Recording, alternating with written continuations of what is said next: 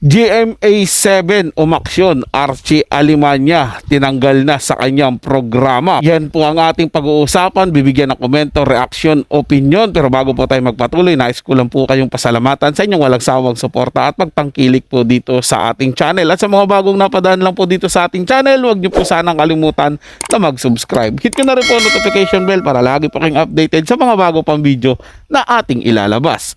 Share, like, and comment din po kayo mga tagapanood. Atin yung babasahin at pupusuan. Muli po ako inyong lingkod, Tagapanood TV, at isang masagana at mabiyayang araw po sa ating lahat.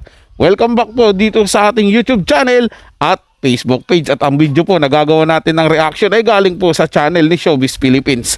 Nasa description po yung link na kanyang channel. Bisitahin po at pakisuportahan na rin. Kaya naman huwag na natin patagalin to. Simulan na po natin ang ating reaction video sa araw na to mga tagapanood. Let's do this! Komedyante na si Archie Alemania, tinanggal na sa Widow's War kasunod ng pagkaso ni Rita Daniela ng acts of lasciviousness laban sa kanya. Ito ang buong storya. Ayon sa isang GMA source, ay tuluyan na nilang tinanggal si Archie Alemania sa palabas na Widow's War matapos lumabas ang balita na gumawa ng inappropriate behavior si Archie sa aktres na si Rita Daniela. Kumpirmado na rin ito ng GMA source na wala na si Alemania sa show. Magkasama sina Archie Alemania at Rita Daniela sa teleserye na pinagbibidahan ni Bea Alonzo at Carla Abellana. Si Rita ay gumanap bilang Rebecca Palacios at si Archie naman ay may supporting role. Ayon din sa affidavit ni Rita, sinabi din niya dito na hindi na niya kaya makipagtrabaho kay Archie dahil sa nangyari at sa trauma na na-experience niya sa insidente.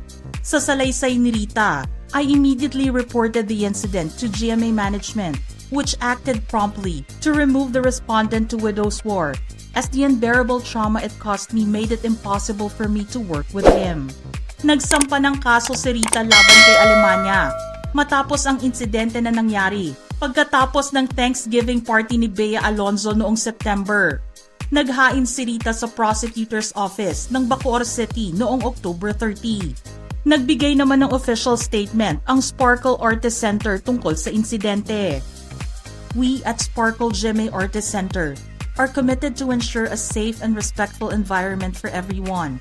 Regarding the recent incident involving Rita Daniela and Archie Alemania, we have listened to both sides of the story over the past weeks. We believe this matter should be addressed in the proper forum, and we encourage both parties to engage in dialogue to resolve this issue fairly. We remain dedicated to supporting our artists and ensuring their well-being. We trust that this process will lead to a constructive resolution. Thank you for your understanding and support. Ano ang masasabi nyo sa pagtanggal kay Archie Alemania sa Widow's War at ang nangyaring insidente nila ni Rita Daniela? Just comment below.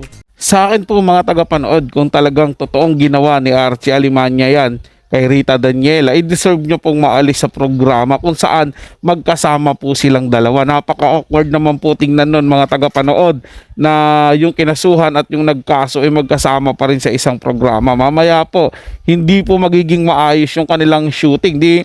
Madadali or tawag na itong maisasaalang-alang pa po yung programa nila. Imbis na maayos nila yung taping nila, mayroon silang may papalabas sa mga doon sa programa po nila, ay baka hindi po sila makatapos ng isang taping dahil po sa, siyempre, hindi po maiiwasan yan mga tagapanood na maramdaman mo kung ano yung ginawa sa'yo, lalo na't babae, yung sinasabi nga po may trauma, mamaya itong si Archie Alemania magparinig pa doon na kesyo inakis. Yung mga ganun mga tagapanood, basta isipin nyo na lang po yung ganung senaryo na magkasama yung kinasuhan at yung nagkakaso, di ba? Napaka-awkward po niyan mga tagapanood. Kaya tama po yung action ng GMA7 para habang iniimbestigahan po kung may katotohanan yung kaso ni Rita Daniela kay Archie Alemania, alis po muna siya sa programa. Mas okay din po sana pati si Rita Daniela inalis din po para hindi naman po masyadong bias kasi